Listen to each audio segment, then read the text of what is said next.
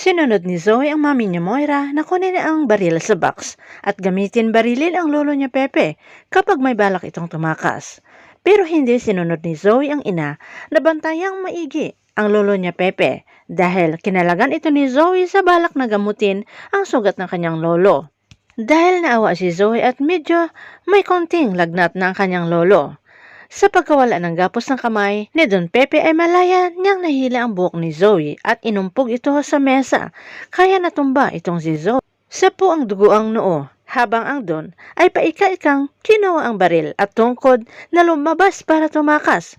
Pero dumating ang isang sasakyan na walang iba si Balahadya ang sakay. Kahit pagod at nanghihina ng matanda, ay mabilis na tumakbo ito para mailigtas ang sarili sa kabilang direksyon para mataguan si Balahadya at si Zoe na nakarecover na rin. Kahit anong sisi naman ni Balahadya kay Zoe ay nalansi na ito ng kanyang lolo, Pepe, kaya nagtulungan ang dalawa mahanap ang matanda. Pero kabilin-bilinan pa rin ni Zoe na wag barilin ang kanyang lolo Pepe.